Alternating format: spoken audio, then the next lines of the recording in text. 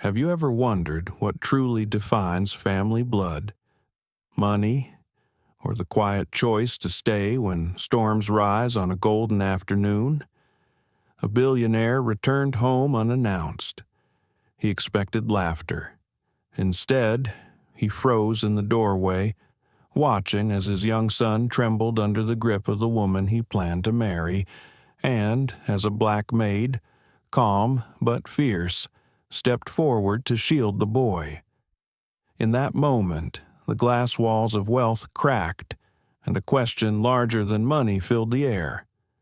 What matters more, status, or the safety of a child reputation, or the truth of who stands by you when no one else will? If it were you, standing there, would you choose appearances or protection, silence or courage? This story is not about power gained, but about dignity defended. It asks us all to remember sometimes the strongest walls are not built of glass and steel, but of trust and presence. Stay with us as we uncover how one act of courage reshaped an empire, healed a child, and redefined what family can mean. If this speaks to your heart, don't forget to like, share, and subscribe to join our community. Let's begin. The glass didn't just fall. It betrayed its pedestal with a sharp tilt, tumbled across the edge of the sunlit patio, and exploded against the stone like a bell striking midnight. For a moment, everything at the garden party froze. The chatter, the clink of forks against porcelain, even the cicadas humming beyond the hedge seemed to hush. And then all eyes turned toward the smallest figure on the terrace. 6-year-old Jordan Cole stood trembling, his round cheeks flushed, his fingers still hovering where the glass had slipped. His chest rose and fell too quickly for such a little body. The sparkle of broken crystal reflected in his eyes like scattered stars. Across from him, Brooke Whitmore, tall, lacquered in designer silk, heels stabbing the stone, spun around mid-conversation. Her smile cracked in two. "Do you have any idea how much that cost?" Her voice sliced the air, sweet at the edges, sharp at the core. Before Jordan could even blink, Brooke's manicured fingers clamped around his forearm. She didn't grab him like a child. She grabbed him like a handbag about to be stolen. The boy gasped. His lips parted, but no sound came out, only a small hitch, the kind that hides fear behind silence. From the kitchen doorway, a figure moved swiftly. Naomi Brooks, the maid, strode forward, steady as a lighthouse against the storm. Her uniform was simple, her presence anything but. She uncurled Brooks' fingers with quiet strength, gathered Jordan against her chest, and whispered low but final, "That's enough." Brooke scoffed, tossing her free hand wide, her bracelets chiming like mock applause. "Oh, so now you're the mother. Sweetheart, don't forget you work here." But Naomi didn't budge. She wasn't playing a part. She was the only adult in that glittering crowd who chose protection over performance, and that's when he arrived. Ethan Cole, Billionaire CEO, the man who never arrived early to anything, stepped into the arched doorway still clutching a leather briefcase, his phone slipping from his palm as though it, too, had lost its grip. His gaze swept the patio in one breath, Jordan shaking in Naomi's arms, Brooke's hand suspended like a weapon, guests frozen mid-sip. He absorbed the tableau the way a storm absorbs a coastline completely, without pause. What happened? Ethan's voice was calm, but too calm. Dangerous calm. Jordan pressed his damp face into Naomi's shoulder, muffling his sobs. Then, with bravery too large for his small body, he whispered, "I dropped it. She hurt me." The words landed like stones in water. Ethan's eyes slid to his son's arm, where faint red marks already bloomed in the tender skin. Something colder than fury settled in his chest. "You put your hands on my child." His voice was no louder than before, but each word shut a door no one could reopen. Brooke laughed. The sound high, brittle, desperate. You would throw this away for a tantrum. For a maid, Ethan didn't blink. Her name is Naomi, and we're done. The silence that followed was heavier than the shattered crystal beneath their feet. Only Jordan's hiccuped breaths filled the air, syncing with Naomi's steady rocking. Brooke's heels clicked a final retreat across the patio stone. Guests shifted uncomfortably, avoiding Ethan's eyes, suddenly fascinated by the sky, the hedge, anything but the truth unraveling before them. As the echo of Brooke's exit faded, Ethan remained by the tall glass doors, the weight of his empire pressed against his chest. Yet his eyes stayed fixed on one thing, only the small boy curled into Naomi's shoulder. Jordan's fingers clutched the fabric of her blouse like letting go might invite danger back. Naomi swayed gently, not with performance, but with instinct. She hummed an off-key tune, nothing rehearsed, just enough to slow the rhythm of fear in the boy's breath. Ethan had built his fortune on precision charts, contracts, algorithms. But what he saw now was a truth no graph could disguise. His son hadn't run to wealth, hadn't run to promises. He had run to her, not Brooke, never Brooke. The party unraveled quickly after that. Guests excused themselves, murmuring half-hearted farewells, stepping gingerly around the glass as if shards of crystal might cut more than their shoes. By dusk, only silence lingered, thick as dust.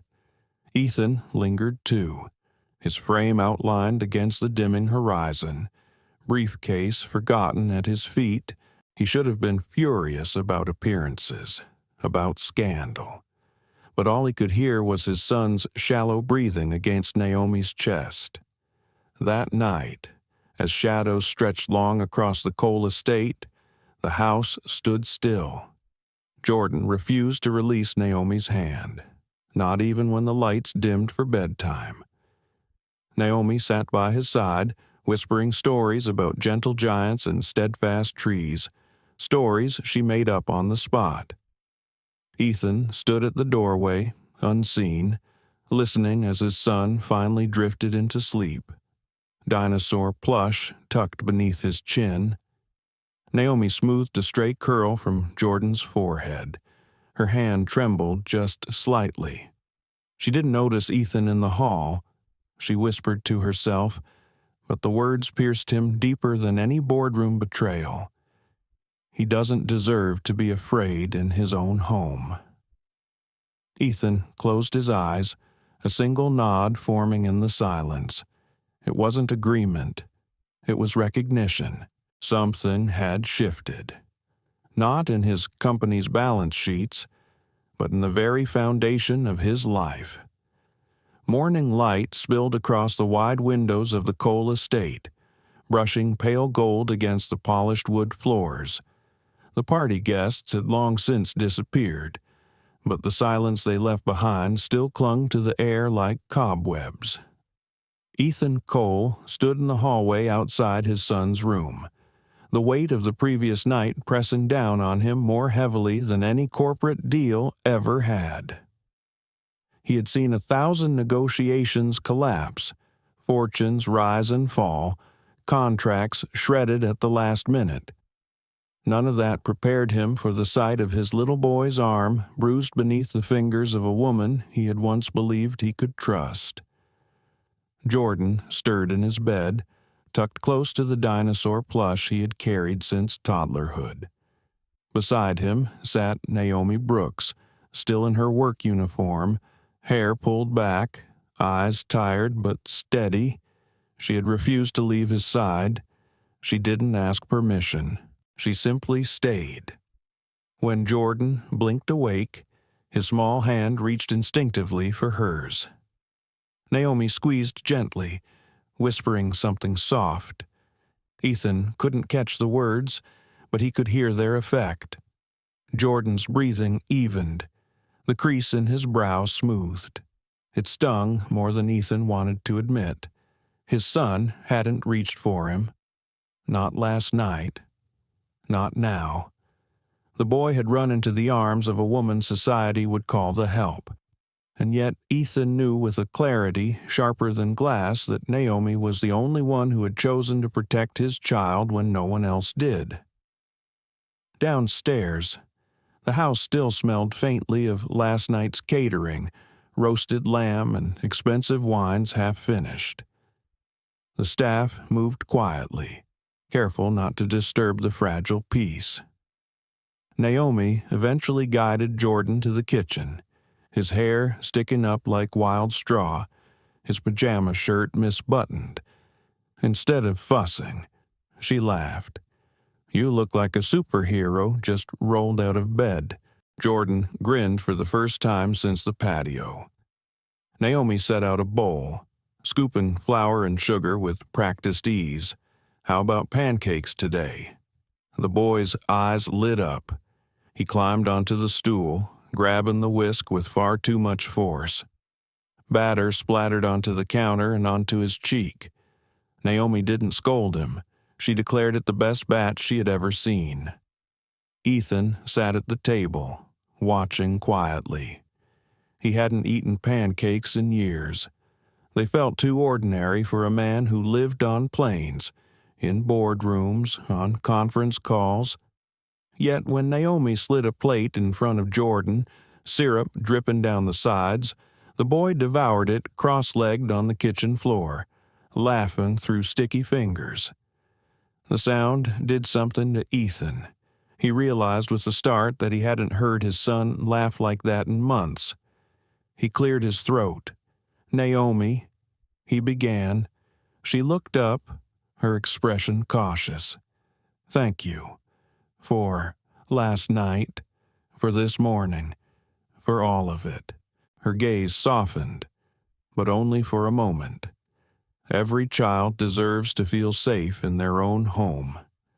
"Mr. Cole, that's all I did." The words settled heavy between them. Ethan wanted to say more, but the truth knotted in his chest. He had built an empire out of control of numbers, of markets, of people. Yet here, in his own house, he realized he couldn't even control the fear in his child's eyes. Later that day, a courier arrived with a box Brooke had left behind. Inside lay the engagement ring, its diamond gleaming cold in the afternoon light.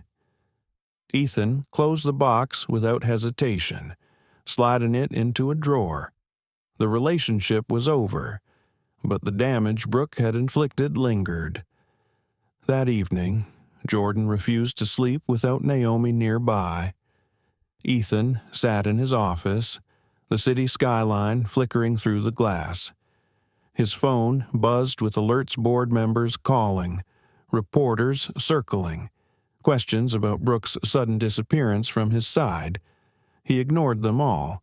Instead, he remembered the way Jordan had clutched Naomi's blouse, the way she'd whispered into the night, "He doesn't deserve to be afraid in his own home." For the first time in years, Ethan felt the ground shift beneath him. He realized he had been protecting his company's image with more care than his son's heart. By midnight, he found himself walking quietly into the kitchen. Naomi sat there, a worn notebook open in front of her. Grocery lists filled most of the pages. At the corner of one, he glimpsed a word scribbled like a secret dreams. Naomi closed the book quickly when she noticed him. "You should rest, Mr. Cole." "I can't," Ethan admitted. He leaned against the counter, arms folded. When I saw his arm, he stopped, struggling for words. "I've handled hostile takeovers, federal investigations, billion-dollar losses, but nothing prepared me for that. Naomi met his gaze. Her eyes were steady, but he caught the flicker of a tremor in her hands. That's because this isn't about control. It's about presence. Sometimes children don't need the strongest man in the room. They just need someone who will stay. Her words pierced him. He stood there in silence, hearing only the hum of the refrigerator, the faint tick of the clock. Upstairs, Jordan stirred, murmuring in his sleep. Naomi excused herself gently, moving toward the staircase. Ethan watched her go, a strange ache pressing in his chest. The next morning, the estate buzzed again. Calls from investors, messages from tabloids already speculating on the broken engagement. Ethan had built his life around knowing how to respond, but now, for the first time, he wasn't sure what to do. At breakfast, Jordan tugged Naomi's sleeve, syrup still on his fingers. "Can we make pancakes again?" Naomi smiled. "Of course, sweetheart." Ethan pushed back from the table, excusing himself. He walked into his office, staring at the skyline once more. His empire stretched across continents, yet at that moment he realized it was only as strong as the laughter in his kitchen. He picked up his phone, hesitated, then set it down again. For once, he chose silence not out of fear, but out of recognition. That evening, as twilight painted the Hamptons in shades of violet, Ethan found himself standing at Jordan's doorway. The boy was already asleep, Naomi sitting nearby with the dinosaur plush tucked at his side. She glanced up. "He'll be fine tonight." Ethan nodded, though he wasn't sure whether he was reassuring her or himself. For the first time in a long while, he felt both lost and found. Lost in the realization that money couldn't shield his son.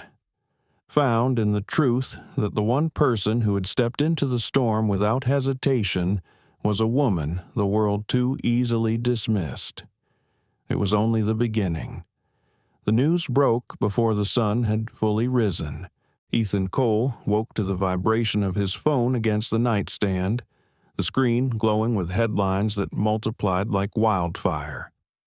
Billionaire Ethan Cole's fiancée vanishes from party sources claim domestic staff involved in rift from maid to mistress inside the Cole household. The words bled together, a smear of gossip dressed as journalism. Ethan scrolled with jaw clenched, feeling each headline press against his chest like a weight he hadn't agreed to carry. Downstairs, the television hummed with the morning show. The host smiled too brightly as she teased the next segment. Coming up after the break whispers from the Hamptons. Did a high society engagement collapse over a jealous maid? We'll unpack what everyone's talking about. Ethan clicked the screen dark. In the kitchen, Naomi Brooks was rinsing berries while Jordan chattered about dinosaurs. The boy's voice filled the space with a cheer that defied the ugliness outside. Naomi moved easily, the rhythm of ordinary tasks grounding her. But Ethan noticed the stiffness in her shoulders, the way she avoided glancing at the television. He cleared his throat. "The press is circling." Naomi nodded without looking up. "I figured. I'll hire the best legal team. We'll issue statements. Shut this down." His voice carried the sharp edge of a man used to solving problems with power. Finally, she turned to face him, towel in hand, eyes calm but resolute. "Don't fight for me, Mr. Cole. Just keep Jordan safe. That's all I need." Her words stopped him cold. He wanted to argue, to insist, to unleash the arsenal of control he had spent his life perfecting. But the simplicity of her request, peace, not war, undid him. The day unraveled quickly, Brooke Whitmore appeared in glossy photographs leaving a Manhattan studio, her face composed in practiced sorrow. She spoke to tabloids about misunderstandings, painting herself as the victim of a chaotic household poisoned by outside influence. Within hours, hashtags trended House Save Ethan, Gold Digger, From Maid to Madam. Anonymous commenters reduced Naomi to caricatures, lazy stereotypes laced with racism and classism. They didn't know her laugh, the way she hummed off-key, the way Jordan clung to her hand like an anchor. To them, she was a headline, a shadow to vilify. Ethan's phone buzzed nonstop, board members demanding clarification, investors whispering about optics. At noon, stock tickers reflected the tremors of scandal. He slammed his laptop shut, furious. "They're tearing you apart," he muttered, pacing the study. Naomi entered quietly, Jordan at her side clutching a coloring book. She heard the tremor in Ethan's voice, but didn't flinch. "They're not tearing me apart," she said softly. "They're trying to make me smaller than I am. There's a difference." The words struck Ethan harder than any headline. He stopped pacing, meeting her gaze.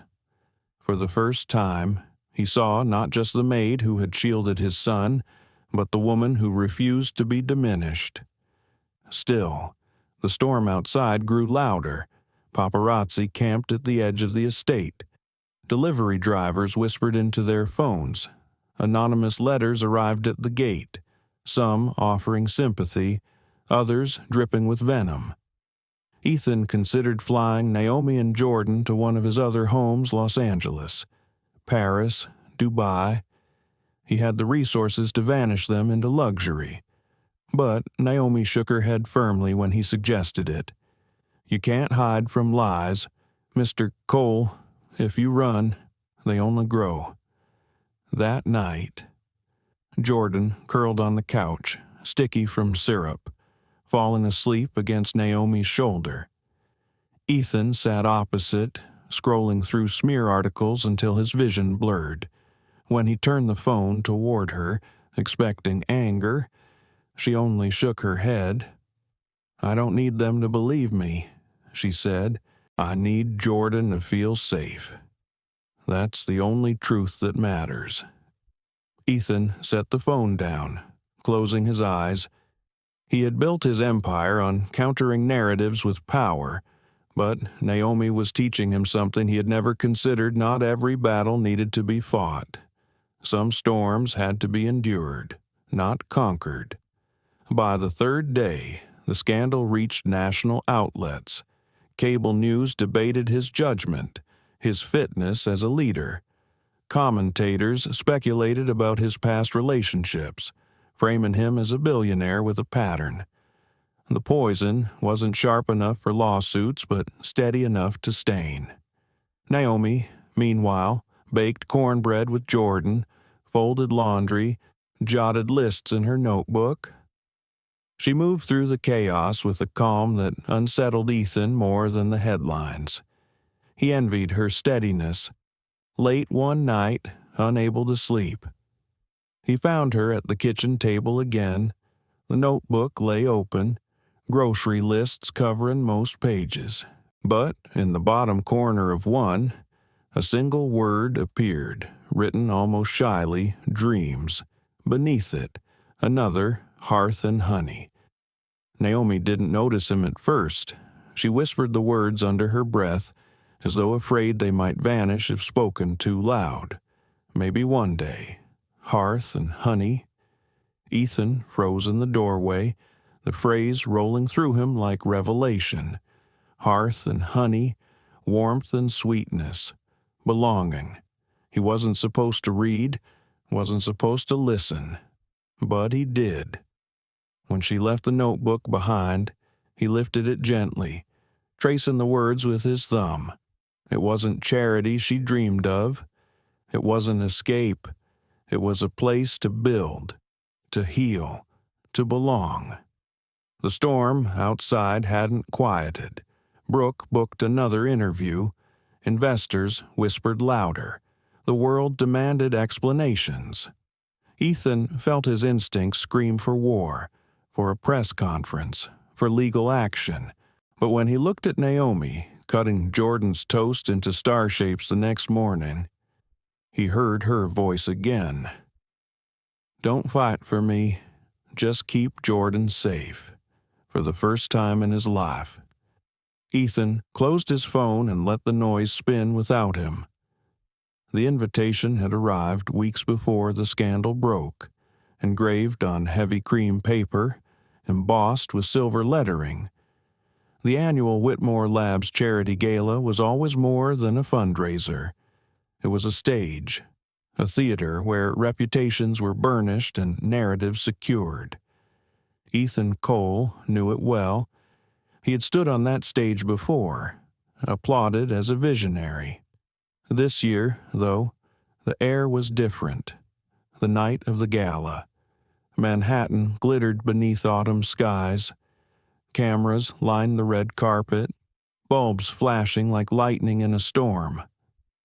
Brooke Whitmore arrived early, draped in a sleek white gown that turned her into a portrait of fragile grace. Her smile softened into the kind of vulnerability cameras adored. By the time she stepped onto the carpet, sympathy clung to her like perfume. Her team had worked tirelessly, feeding whispers into glossy magazines and gossip blogs. She was the misunderstood fiancée, the victim of a fractured household, the woman spurned by a cold billionaire and his manipulative maid.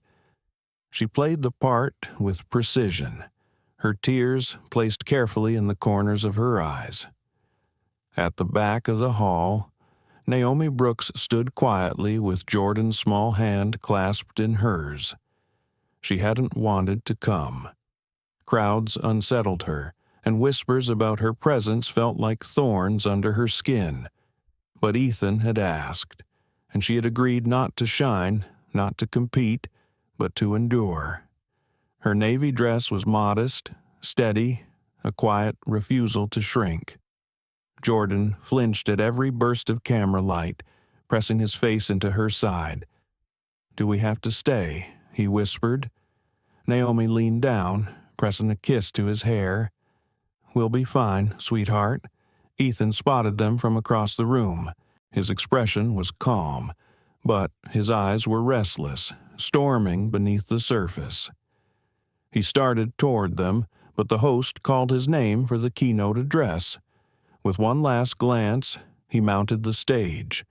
The room hushed as he approached the podium. Brooke sat near the front, poised like redemption in silk, waiting for her story to crystallize. Guests leaned forward, hungry for drama disguised as philanthropy.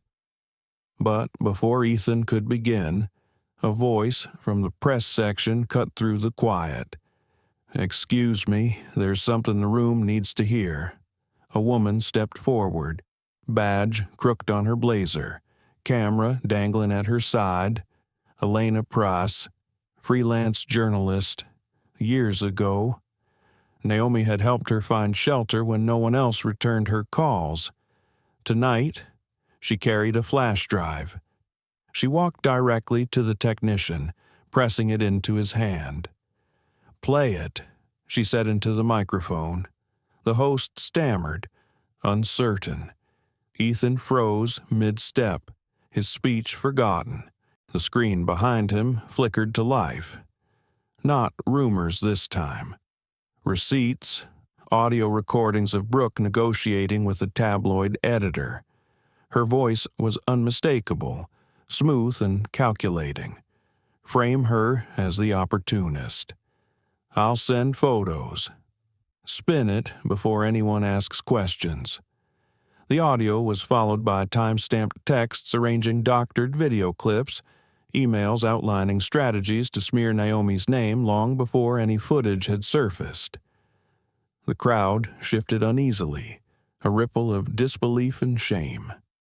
Murmurs swelled into a low hum as the evidence played without commentary, without spin, just data, just truth. Brooke sat stone still, her mask of fragility cracking at the edges. She clutched her clutch tighter, her knuckles white. Ethan stepped forward, taking the microphone with a slow, steady breath. "I had a speech prepared," he said, his voice lower than the murmurs in the room. "But I think what you just saw says more than I ever could." His gaze swept the hall, then landed on Brooke. "I let lies live because I thought silence would protect the people I care about. But silence only protected the wrong things." He turned, his eyes finding Naomi at the back of the room. Jordan tucked close to her side. "The person I should have defended sooner is standing right there. If any of you came tonight thinking she's the problem, reconsider what kind of people you believe deserve to stand beside someone like me." The applause wasn't immediate. It was hesitant at first, like correction instead of celebration. But one person rose to their feet, then another. Within moments, the room stood together, not in ovation but in acknowledgement. Ethan didn't linger on stage. He didn't seek the investors or the cameras. He walked straight down the aisle, his steps deliberate. The room parted to let him through, eyes following him as if the story had shifted beneath their feet. Naomi tensed as he stopped in front of her. She braced herself for spectacle, for a speech rehearsed to win sympathy, but his voice was unpolished, raw. "I'm sorry," he said, steady but soft. "Not for the cameras, not for appearances, for real." Naomi exhaled slowly, the tightness in her chest easing. She whispered back, "Thank you." Not because it fixed everything, but because it was the first step he hadn't taken for himself. Jordan tugged at her dress. "Can we go home now?" She nodded, meeting Ethan's eyes. "We're ready." And just like that, the three of them slipped into the night, leaving the flashbulbs and whispers behind. For the first time, the story no longer belonged to Brooke or to headlines. It belonged to them. The fallout came quickly. By morning, news outlets retracted their earlier slander. Sponsors pulled away from Brooke. PR firms erased her name from their rosters. Investors who had once whispered about optics now kept their distance. Ethan didn't celebrate. He knew better than most that victory wasn't applause. Justice, when it was real, didn't need confetti. But for Naomi, the aftermath was more complicated. Suddenly, she was the one people wanted to spotlight. Invitations flooded in daytime television, lifestyle magazines, food brands offering deals wrapped in gold and control. Your story could inspire millions, they promised. Naomi declined them all. "I don't want to be a symbol," she told one executive bluntly. "I want to build something that belongs to me and to people like me." Ethan heard those words, and they echoed long after. She didn't need his shield. She needed space. One evening, at the long wooden table of the glass house, Naomi spread out her notebooks, grocery lists, recipes scribbled in the margins, invoices, and one folder marked Hearth and Honey, Donna May, her mentor with an apron stained by decades of kitchens, leaned over the table. Chef Luis, Ethan's old friend, listened intently. Victor, the quiet accountant, adjusted figures to fit her vision. Jordan sat nearby with crayons, naming his imaginary dish T-Rex toast. He held up a drawing, a dinosaur with a spoon beside a crooked sign that read, "and honey." Naomi kissed the top of his head, whispering, "Perfect." Ethan stood back, silent. He didn't interrupt, didn't direct. He watched the way Donna deferred to Naomi, The way Louise leaned in when she spoke, the way Victor scribbled notes at her request. She didn't posture. She led. Later that night, when the table was cleared and Jordan slept, Ethan slid a small envelope onto the counter. Inside was a simple silver key, a tag tied to it in his careful handwriting. Storefront, Dean and Hoy. Yours if you want it. No conditions, no ownership, just space. Naomi held the key in her palm, staring through the window where Ethan stood with his coffee, deliberately not watching her. It wasn't a fairy tale gesture. It wasn't charity. It was recognition and acknowledgement that she had been building long before anyone believed she should. The storefront smelled of dust and possibility. It sat on the corner of Dean and Hoy in Brooklyn, its wide windows covered with paper, its wooden floor scarred from years of tenants before. Naomi Brooks stood in the doorway holding the silver key Ethan had given her. Jordan's small hand clutching her skirt.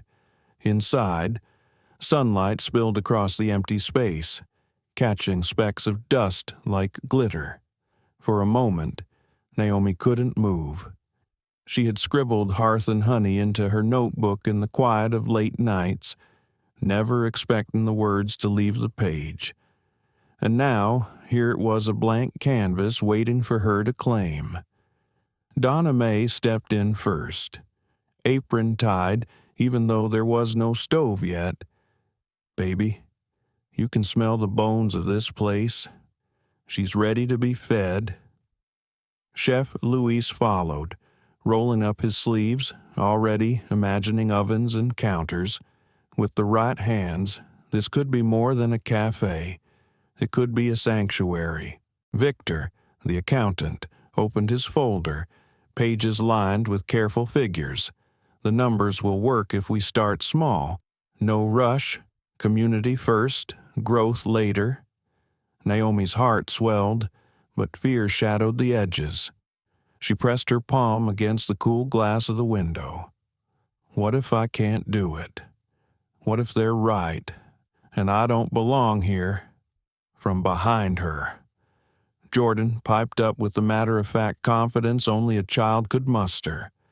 But you belong to me. He held up his drawing, the one of the dinosaur toast and the crooked sign, and you promised we'd make T-Rex toast. Naomi laughed softly, blinking away tears. You're right, sweetheart. I did promise. The following weeks blurred with paint, dust, and sweat. Neighbors stopped by with mismatched chairs pulled from attics. Teenagers offered to paint signs in exchange for cobbler. Donna May taught Naomi how to season cast-iron skillets until they gleamed like mirrors. Ethan visited often, but this time he didn't lead. He swept floors, carried lumber, and let others direct him. At first, he tried to fix things with calls to contractors and architects, but Donna May only chuckled. You don't fix stew by rushing the fire. Baby, you season it slow. So he learned patience, he learned to listen, he learned that presence mattered more than perfection. At night, Naomi wrote in her notebook again, only now. The grocery lists were joined by recipes pear cobbler passed down from her grandmother. Cornbread with honey butter, spiced tea that reminded her of home. Each page was a piece of her story, woven into the future she was building. Still, shadows lingered. Online, whispers continued. Some critics dismissed Hearth and Honey before it opened, calling it a sympathy project, a billionaire's pet cause. Naomi felt the sting of those words, but she refused to let them take root. One evening, as she wiped flour from her hands, Ethan found her staring at the empty shelves, doubt clouding her eyes. You don't have to prove anything to them, he said gently. Naomi shook her head. This isn't about proving, it's about belonging. I don't want Hearth and Honey to be a headline. I want it to be a home." Ethan studied her, realizing how different she was from anyone he had known. She wasn't chasing power or image. She was chasing wholeness. And for the first time in his life, he wanted to follow someone else's lead. Jordan became the heart of the project. He painted dinosaurs on scraps of cardboard, declaring them menu boards. He wore a tiny apron, carrying water glasses with the seriousness of a maitre d'. He told every neighbor who passed by, "This is my mom's place." The first time Ethan heard him say it, his chest tightened. Naomi didn't correct Jordan. She simply smiled, smoothing his hair. As the space took shape, so did the community around it. A local musician offered to play on opening night. A florist dropped off buckets of wildflowers for the tables. Neighbors peeked in daily, leaving behind encouragement and small gifts: a jar of honey, a handwritten recipe, a second-hand blender. Naomi soaked it all in, her exhaustion softened by gratitude.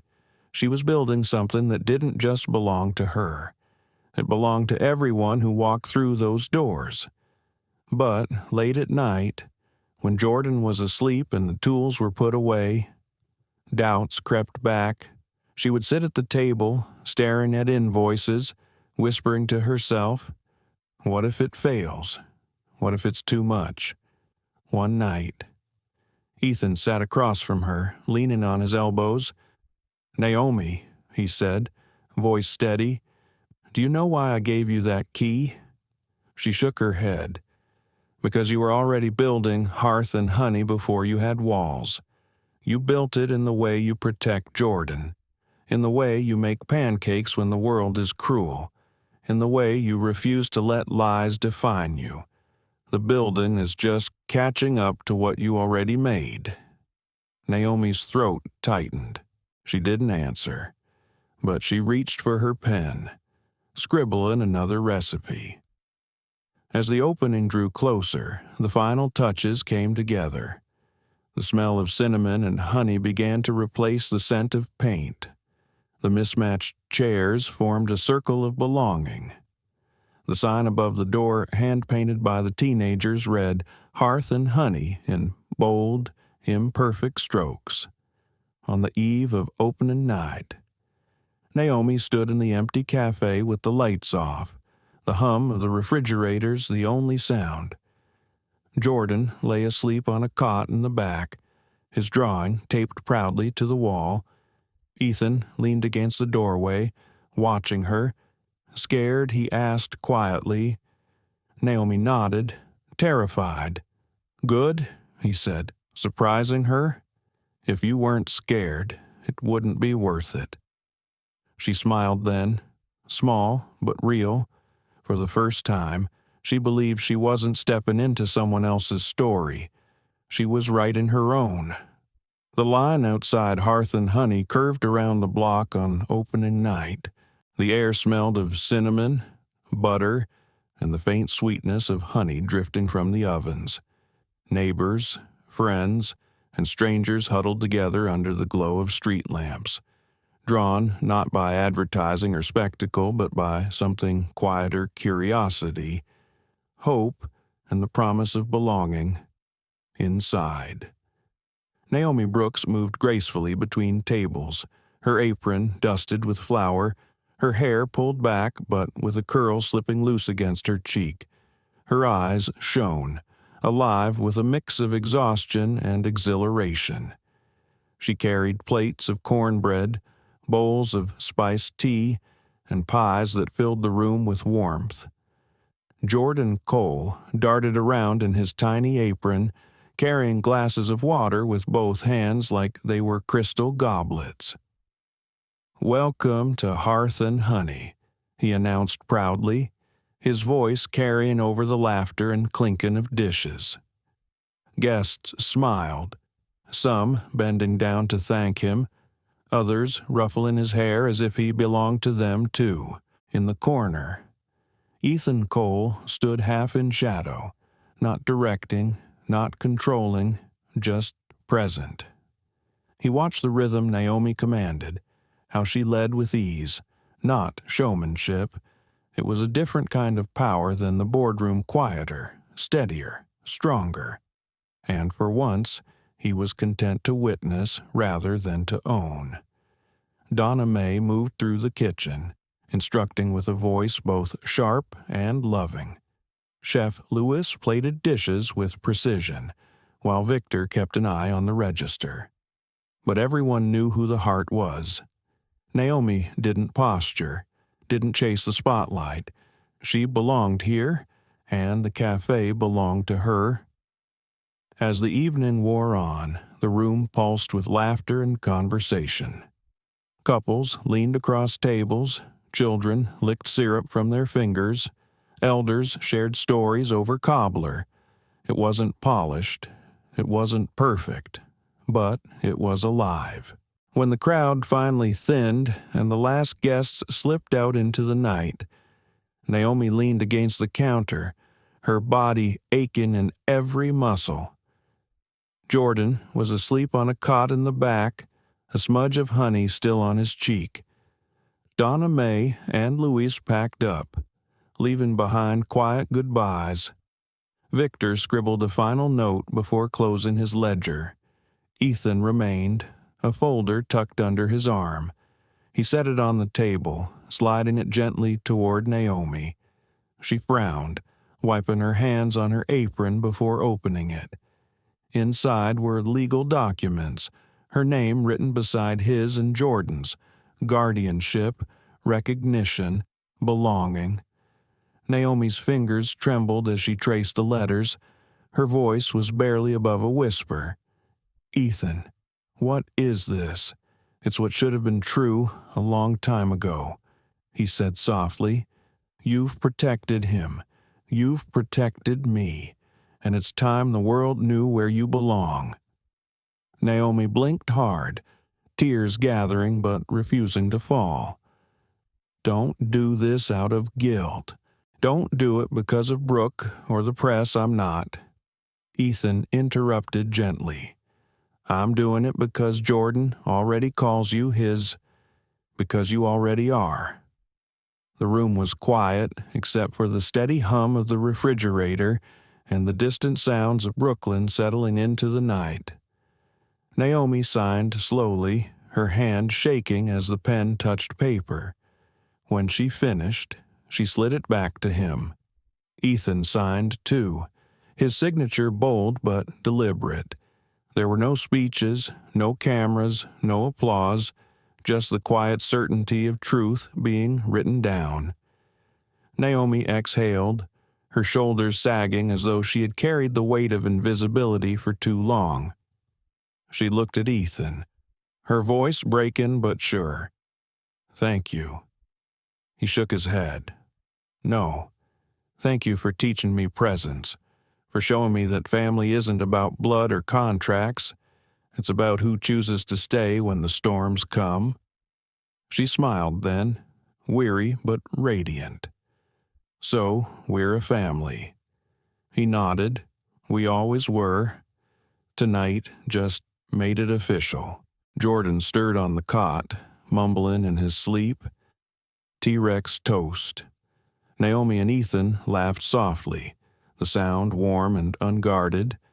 The cafe lights glowed dimly, casting golden halos against the mismatched chairs and freshly painted walls. It wasn't just a restaurant anymore. It was proof that something broken could be rebuilt, that love could grow in the cracks left behind by betrayal. The following days, blurred with steady rhythm, Hearth and Honey became more than a cafe. It became a refuge. A single mother from down the street found her first steady job in the kitchen. A retired teacher hosted story hours for children on Saturday mornings. A local musician played soft jazz on Sundays, filling the air with notes that made strangers linger longer over pie. Naomi never advertised. She didn't need to. Word spread from mouth to mouth, carried by the warmth of shared meals and the honesty of a place that welcomed everyone. Ethan visited often, but always stayed in the background. He helped when asked, washed dishes when needed, and spent most evenings sitting quietly with Jordan, letting Naomi lead. For a man who had once built an empire out of control, it was a new kind of freedom. One evening, after closing, Naomi sat at the counter, her notebook open again. She wrote the words slowly, deliberately, no glass walls, no apologies, just belonging. She didn't notice Ethan watching from the doorway, coffee cup in hand. He didn't interrupt. He just stood there, present. The storms of gossip had faded. Brooke had vanished from headlines, her carefully curated image fractured beyond repair. Investors who once whispered about optics now spoke quietly about resilience. But Ethan didn't care for the noise anymore. What mattered was here in the laughter that filled the cafe, in the small boy who now slept without fear, in the woman who had built a home out of courage and kindness. Naomi closed her notebook, sliding it aside. She turned to Ethan. "Do you think it will last?" He met her gaze. "It already has. Because it isn't built on glass or lies. It's built on truth. And truth doesn't shatter." Naomi let the words settle into her bones. For the first time in years, she didn't feel like she was standing at the edge of someone else's story. She felt like she was exactly where she was meant to be. Family, she realized, wasn't always the one you were born into. Sometimes it was the one you built with flour on your hands, laughter in your kitchen, and the quiet courage to stand when storms rose. And as the lights dimmed inside Hearth and Honey, Ethan, Naomi, and Jordan breathed the same steady rhythm of home. At its heart, this story reminds us that true strength is not measured in titles, wealth, or the walls we build around ourselves. It is found in the everyday choices to protect, to nurture, and to see others as they truly are. Naomi, once overlooked as just a maid, showed the power of presence, choosing a frightened child over appearances, peace over gossip, and authenticity over performance. For older audiences who have seen both joy and disappointment in life, the lesson resonates deeply. Respect and love are not gifts of circumstance, but commitments made in the small, unpolished moments. Family is not only the one we inherit, it is the one we build with those who choose to stay when the storms rise. We live in a world that often rewards power and punishes vulnerability. But dignity, compassion, and truth still hold the power to heal not just individuals, but entire communities. And in the quiet act of choosing kindness, we remind ourselves that hope is not gone, it grows where we plant it. Thank you for sharing your time and heart with us today. If this story moved you, please support us by liking the video, sharing it with someone who needs hope, and subscribing to our channel. Together, let's keep building a community where dignity, justice, and compassion always have a place.